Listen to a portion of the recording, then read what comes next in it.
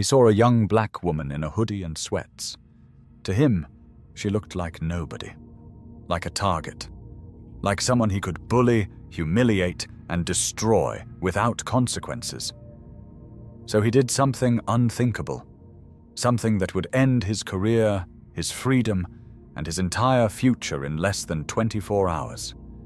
He ripped her passport in half, right in front of her face, while smirking. "You're not going anywhere," he told her. "Drop a fire emoji if you already know this is about to get crazy." But here's what Officer Mark Thompson didn't know. He wasn't talking to a college student. He was talking to Zara Washington, the brand new 29-year-old CEO of Velocity Airlines, the same airline whose terminal he was standing in. And what happened next? It wasn't just karma. It was an absolute massacre. Comment karma if you're ready for this story. This is the true story of how one racist TSA agent's power trip turned into a federal prosecution, a national scandal, and a complete revolution of America's airport system. Buckle up, because this ride is about to get wild. Hit that subscribe button right now. We drop stories like this every day. It's 8:47 a.m. at JFK Airport, one of the busiest airports in the world. Terminal 4 is packed. Thousands of stressed passengers shuffling through security lines, stripping off belts, emptying pockets, praying they don't get randomly selected. And in the middle of all this chaos, a young woman keeping her head down. Her name is Zara Washington, 29 years old, grey sweatpants, black hoodie, beat-up sneakers, hair in a simple bun. To everyone around her, she looks like a college student heading home for break. Definitely nobody important. But here's what nobody knows. Type Queen if you're already rooting for her. Zara Washington is a genius. At 24, she redesigned the entire freight logistics system for a global shipping company, saving them $340 million. At 26, she revolutionized a tech giant's supply chain. By 28, Fortune 500 companies were fighting over her. And 3 weeks ago, the board of Velocity Airlines made her their CEO. At 29 years old, Zara became the youngest CEO of a major American airline in history. The youngest female CEO. And the first black woman to ever hold the position. But here's the brilliant part. Nobody knows yet. The announcement isn't scheduled until next week. So today, her first unofficial day, Zara made a decision that would change everything. She didn't take the company's private jet. She didn't book first class. She booked a middle seat in coach on flight 212 to Los Angeles. Why? Because she wanted to see her airline the way her customers see it. She wanted to experience every frustration, every delay, every indignity. It was brilliant, strategic, the kind of undercover boss move that separates good leaders from legendary ones. But Zara had no idea that her social experiment was about to turn into the worst and most important day of her life. Because 50 feet away, working Checkpoint Bravo with a permanent scowl, was Officer Mark Thompson. And Officer Thompson was a predator in a uniform, just waiting for his next victim. Let me tell you about Mark Thompson. 48 years old, 15 years with the TSA, a man who'd hit his career ceiling a decade ago. No promotions coming, no advancement possible, just the same checkpoint, day after day.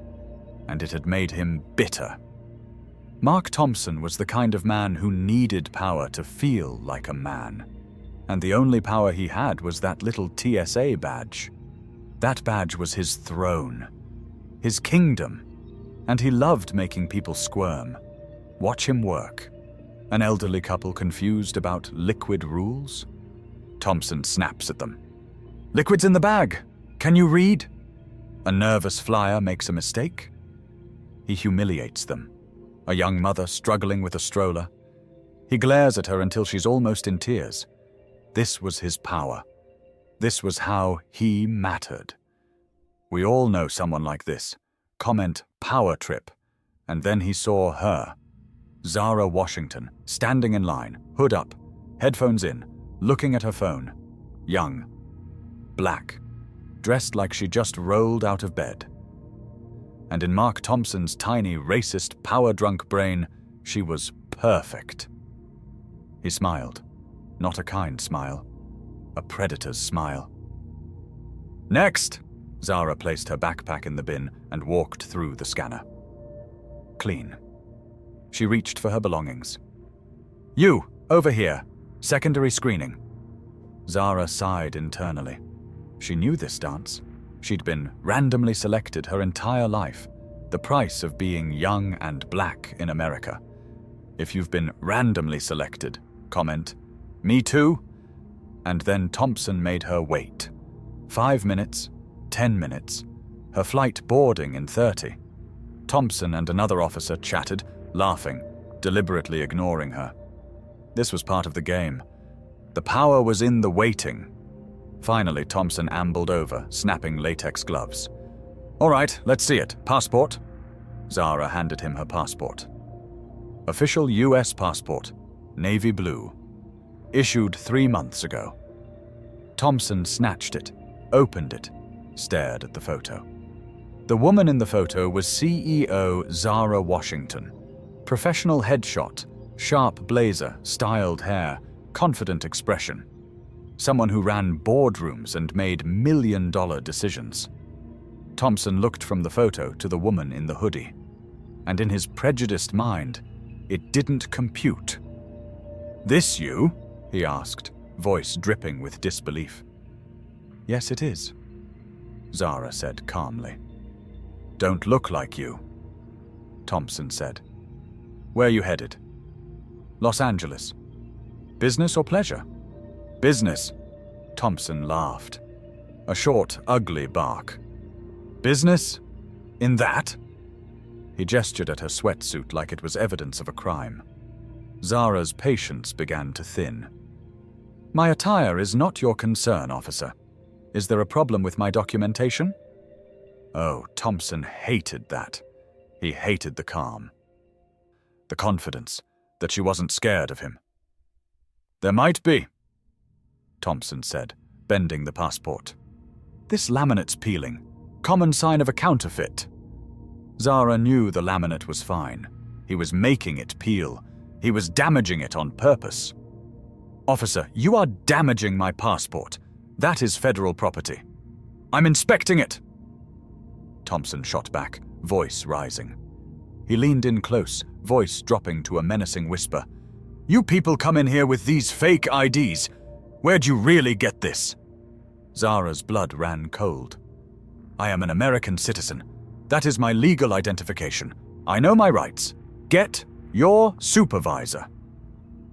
And that was Thompson's trigger. The word supervisor was a challenge to his microscopic throne. His face turned red, his jaw clenched. He looked at Zara, at her young face, her dark skin, her hoodie, and made a decision. He was going to destroy her. Oh, you want a supervisor? Fine. And with one sickening, deliberate motion, making sure everyone could see, Mark Thompson hooked his thumb under her passport and ripped it. The sound was quiet, but in that silent screening area, it was a gunshot. A clean 2-inch tear. Right through her photograph. Right through the machine-readable code. Right through her name. Officer Santos gasped. Passengers stopped and stared. Thompson held up both pieces, letting everyone see what he'd done. Then he tossed them onto the metal table. The two halves of Zara Washington's face stared at the ceiling. Thompson smiled, triumphant, ugly, satisfied. Looks like it was fake after all. Documents damaged. You're not flying anywhere today, sweetheart. Get her out of my line. Zara Washington stood perfectly still. She looked down at the two pieces of her identity. She looked up at Thompson's smug face, and she said absolutely nothing. But the silence that came from her, the absolute Arctic cold, was more terrifying than any scream. Officer Santos would later tell investigators that in that moment, she knew Thompson had made a catastrophic mistake. Because Zara wasn't crying. She wasn't begging. She wasn't even angry. She was calculating. Mark Thompson had just destroyed the wrong person's passport. He just didn't know it yet. But he was about to find out. And it was going to cost him everything. Santos told Zara to leave. "Ma'am, you need to exit the secure area." "He destroyed my property," Zara said quietly. "Officer Thompson," Zara's voice rang out, sharp as a diamond cutter. "What is your badge number?" Thompson's face turned crimson. "You're done! Exit the checkpoint or I'll have you arrested for trespassing." "I'm asking for your badge number." "Get her out!" Zara knew she'd lost this battle. For now, to be arrested would complicate things. She had to retreat to win the war. She carefully picked up both pieces of her passport. Met Thompson's gaze one last time. He was still smirking. "You will regret this," she whispered. It wasn't a threat. It was a prophecy. Zara walked back out, head high, shoulders back, against the flow. She endured the stares, the whispers, the judgment. They saw a young black woman in sweats being ejected and filled in the blanks themselves. Troublemaker, criminal. She emerged into the non-secure terminal. Stranded, her flight leaving, her luggage gone. For exactly 60 seconds, she let herself feel it. The fury, the violation, the humiliation. Then it solidified, chilled, hardened into something else. Resolve. She pulled out her phone, speed-dialed. Arthur Vance, her chief of staff, was heading to Newark to pick her up in 5 hours. "Zara, is everything okay?" "I'm still at JFK," she said flatly. "A TSA agent just ripped my passport in half." Dead silence. "He what?" "Officer Mark Thompson, Checkpoint Bravo, Terminal 4. He destroyed my passport. Deliberately." Arthur's panic was audible. "Are you okay? Were you arrested?" "No, I'm fine. But I'm angry. And I'm not going to Los Angeles." "If you're getting goosebumps," comment chills. "Listen carefully, Arthur. I'm only saying this once." Her voice gained that sharp executive edge that made billion-dollar companies bend to her will. "First, call the Velocity station manager, Robert Henderson. Tell him the new CEO is in the food court and requires an immediate escort to corporate offices. Second, get the legal team on a call. I want the general counsel. Also contact the Federal Security Director for JFK, Sarah Jenkins. Inform her the CEO of her largest airline partner was just assaulted, and I expect to meet with her in 90 minutes. Third, call Port Authority Police. I want all CCTV footage from Checkpoint Bravo preserved. I don't want it accidentally erased." "What are you going to do?" Zara looked at the torn passport. "Officer Thompson told me I wasn't going anywhere. He's wrong. I'm going to war." She hung up. Zara sat for a moment, centering herself. The hoodie was now a liability. The disguise was over. She walked into a restroom and changed. From her backpack, black cashmere dress, flats. She released her hair, letting it fall in professional coils, washed her face, applied bold red lipstick, pearl earrings. When she walked out, she was no longer a college student. She was the CEO. She sat back down, pulled out her laptop, and started typing. Fast, furious. She wasn't just waiting. She was pulling Mark Thompson's entire file. Employment history, disciplinary records, complaint database, everything. And what she found made her smile. A cold, dangerous smile. Officer Thompson had 38 formal complaints in 2 years, 29 from people of color, 12 mentioning aggressive behavior and profiling. He wasn't just a bad apple, he was a rotten core, and the TSA had let him fester for years. "Oh, Mark," Zara whispered, "you have no idea what's coming." Robert Henderson, the station manager, got the call from Arthur. The CEO was here and detained. This was a disaster. He sprinted to the food court, scanning for a CEO. He saw college kids, families, pilots. Then he saw her, young, black, elegant dress, typing on a laptop. This couldn't be her. "Excuse me, Mom." Zara looked up, eyes sharp, cold. "Mr. Henderson, you're late." His blood ran cold. "Miss Washington, I apologize. Let me get you to the lounge. A drink." "I don't want a lounge. I want your largest conference room, and I want you to explain why your passengers are being assaulted in your terminal." "Assaulted? Ma'am, I'm sure TSA, an Officer Mark Thompson, destroyed my passport. Deliberately." Henderson was speechless. Within the hour, the massive glass-walled Velocity conference room became a war room. Zara at the head of the table, Arthur behind her, lawyers on speakerphone, Henderson looking ill. The door opened. Federal Security Director Sarah Jenkins entered, political smile plastered on. "Miss Washington, I cannot express my profound apologies." Zara didn't stand, didn't shake her hand. "Sit down, Director." Jenkins's smile faltered. She sat. "A lapse in judgment? Is that what we're calling it? Your officer profiled me, accused me of having a counterfeit, humiliated me, then destroyed my federal property. That's not a lapse. That's a criminal act. We're handling it. Officer Thompson has been pulled. He's facing investigation. Disciplined? You mean fired?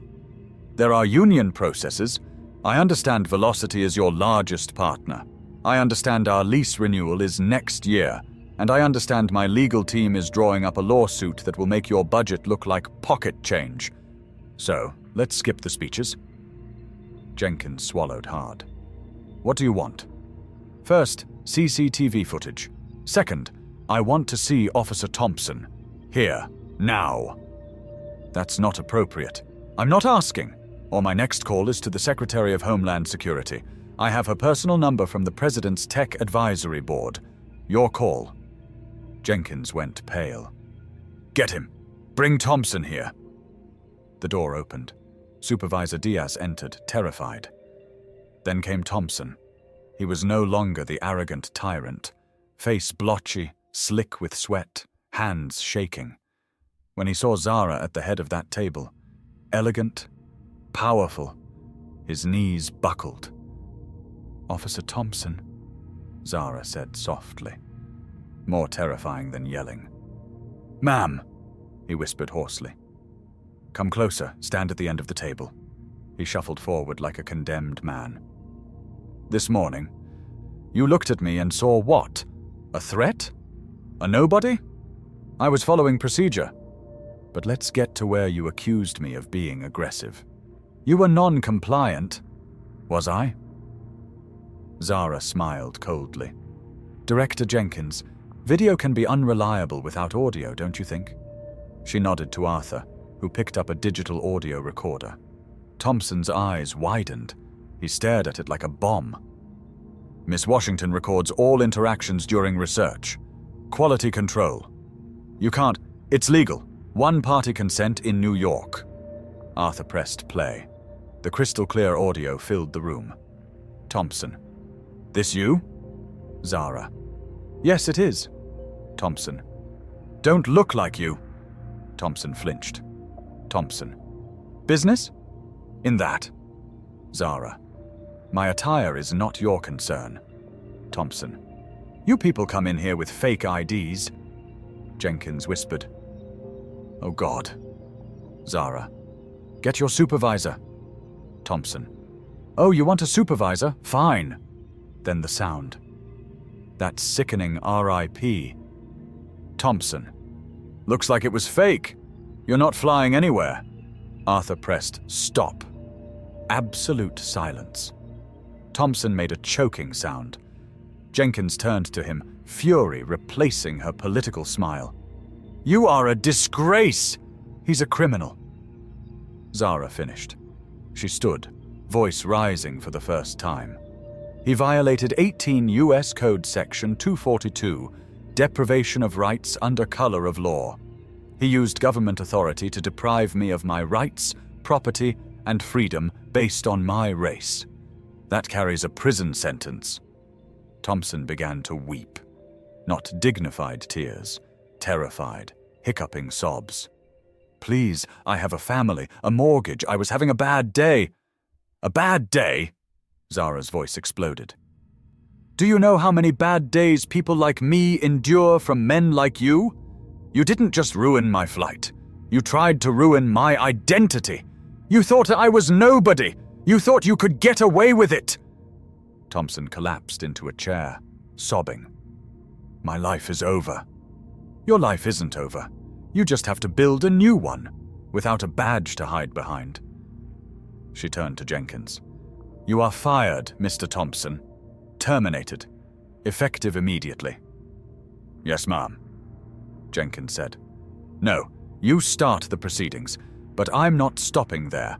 My legal team is handing this audio to the U.S. Attorney's Office. I'm not just having you fired. I'm having you prosecuted. Actions have consequences. Port Authority officers entered. Thompson fumbled with his badge, hands shaking, and handed it over. Please, he whispered. Please. Zara just stared. She felt nothing. No pity, no sympathy, only the cold satisfaction of justice. Get him out. The officers dragged him out, still sobbing. If this felt satisfying, smash that like button. But Zara wasn't done. Director Jenkins, Officer Thompson has 38 complaints in 2 years, 29 from people of color, 12 mentioning profiling. He's not a bad apple, he's a rotten core. Your system let him fester. She slid her laptop across. I want a full audit. Independent third-party review of every profiling complaint from the last 3 years. Velocity will pay for it, and we're funding a mandatory quarterly implicit bias training program for your entire staff. Real training, not a PowerPoint. My team selects the firm. Jenkins was trapped. The lawsuit threat. The secretary's number, the audio recording. We can discuss logistics, she said weakly. A surrender. Good. My chief of staff will be in touch. Consider this a binding term of our partnership. Jenkins left, defeated. Now Henderson remained. Robert, my biggest problem isn't Thompson. It's you. I was stranded, humiliated. A passenger of your airline. Where were you? Where was my team? Did anyone help? We don't interfere with TSA. Don't give me that excuse. You didn't know I was CEO. You saw a passenger. Your system is designed to ignore that. You forgot what we're selling. Service, dignity. When a customer is violated, your job is to help. She leaned forward. You came because corporate called. You came to save your job, not help a customer. That's systemic failure. Your failure. I'm staying here a week. In your break rooms.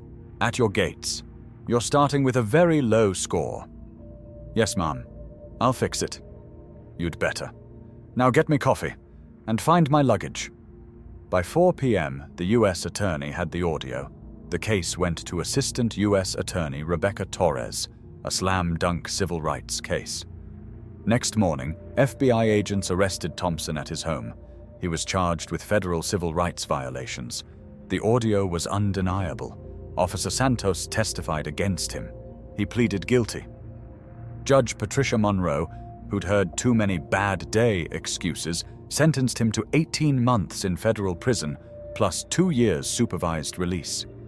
He lost everything: his job, pension, right to carry firearms, security clearance. His wife filed for divorce. He'd torn a 2-inch photo. In return, his entire life was torn apart by the system he thought controlled him. Comment: karma if he got what he deserved. But Zara's war wasn't just against one man. It was against the system. Her week at JFK became legend. She appeared at 3 a.m. helping passengers, sat in crew lounges listening to complaints, worked a gate shift, interviewed baggage handlers, mechanics, cleaners. People never asked their opinions. She redesigned passenger flow, allocated $4.2 million for new bag drop machines, replaced ancient kiosks wasting thousands of man-hours monthly. The independent audit was a bloodbath. It uncovered dozens of problem agents, 4 more fired, 2 supervisors forced into retirement, Jenkins promoted to a DC desk job, a bureaucratic execution. The new bias training became the gold standard. Zara forced fundamental change across an entire airport. 6 months later, Zara stood in the same spot. The checkpoint was different. Brighter, shorter lines, professional agents. A young agent smiled. "Good morning, Miss Washington. Flying to LA?" "I am." "Have a wonderful flight." Simple, professional, respectful, normal. As she boarded first class, she looked out at the tarmac. She'd come as a customer, been treated like a criminal. She was leaving as the airport's unofficial queen. She'd faced prejudice and power, and won. Not just for herself, but for millions who just wanted dignity. The hoodie was gone. But the memory remained. You can never judge someone by appearance, because you never know if you're destroying a student or the one person who can destroy you right back. 1 year later, the Washington, D.C. Grand Hyatt ballroom was packed. Every major airline CEO, the Secretary of Homeland Security, the TSA administrator, senators, representatives, over 2,000 people. On stage, delivering the keynote at the National Aviation Summit, Zara Washington. "We are not in the business of logistics or security. We are in the business of people. Our checkpoints are not barriers, they're the first handshake. And for too long, that handshake felt like a fist. When we give someone a badge, we're not granting power, we're entrusting responsibility." The JFK initiative saw a 62% drop in complaints and 34% rise in agent satisfaction. Because when you train people to be ambassadors instead of antagonists, everyone wins. Today, I'm proud to announce Velocity is partnering with American and Delta to fund a National Passenger Bill of Rights, making our JFK standards the law of the land.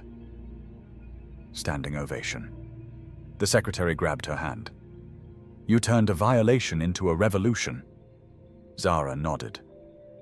The work continues. That night, she thought of Mark Thompson, name she hadn't heard in months. In a work release program, marriage over, career over, life over. Did she feel bad? Not even a little. She'd given him exactly what he gave her. Consequences. He'd used power to rip up a woman's identity. His identity was ripped apart by the system he thought protected him. Hard karma. But the summit, the legislation, the national change, that was her victory. Thompson was the catalyst. She was the force. "Never judge a book by its cover, Mark," she whispered. "You never know who you're talking to." What happened to Officer Thompson is hard karma. Consequences fitting the crime so perfectly, it's like cosmic justice. He used power to humiliate her, to make her feel like nothing. In return, 18 months in prison, lost career, lost marriage, lost freedom. All because he saw a young black woman in a hoodie and decided she was someone he could bully without consequences. Here's the real lesson. You never know who you're talking to.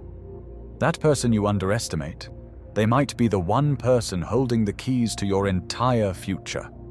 A moment of spite can lead to a lifetime of regret. What did you think? Was Thompson's karma too much, or exactly what he deserved? Drop your thoughts in the comments below. If you love stories where arrogance meets devastating consequences, smash that like button, hit subscribe, and turn on all notifications. We drop new real-life karma stories every day. Stories that will shock you. Stories that make you believe in justice. Next week, a landlord tries to illegally evict a single mother, not knowing she's a federal judge. You do not want to miss it. Like and subscribe for more. Remember, karma is real, and it never forgets.